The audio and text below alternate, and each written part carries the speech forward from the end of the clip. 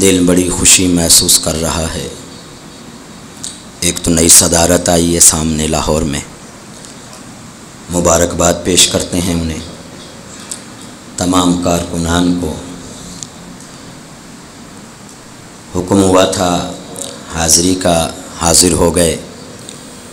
تعاون جیسے پہلے تھا انشاءاللہ اس سے بڑھ کے رہے گا۔ علماء کرام کے آپ دست و بازو ہیں اور علماء آپ کی سرپرستی انشاءاللہ فرماتے رہیں گے، پیچھے ہٹنے والے نہیں، کیونکہ عالم دین نے ہی، درمیان سے اگر عالم دین کو نکال دیا جائے تو رہ کیا جاتا ہے پیچھے۔ خون دل دے کے نکھاریں گے رخ برگ گلاب، ہم نے گلشن کے تحفظ کی قسم کھائی ہے۔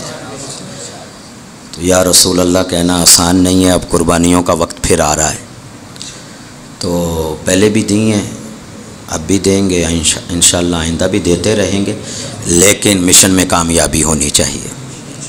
اللہ تعالیٰ کے حضور دعا ہے کہ اہل سنت کی یہ نمائندہ تحریک، سنی تحریک، اللہ اس کو دن دگنی رات چگنی برکت و ترقی عطا فرمائے۔ اور ابھی حقانی صاحب فرما رہے تھے کہ ہر جگہ سے لبیک یا رسول اللہ کا نعرہ نکلے گا، کیوں جی؟ دعا کیجئے اللہ ہمارے بڑوں میں بھی اتفاق دے دے۔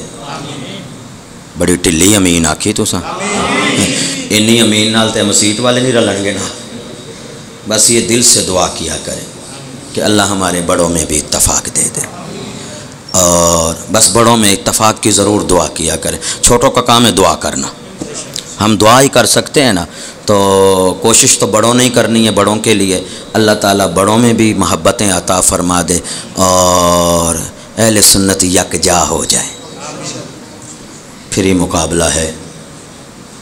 ورنہ آج صبح بھی ایک کلپ دیکھ رہا تھا تو فیصل آباد سے بھی ایک صورتحال سامنے آ رہی ہے۔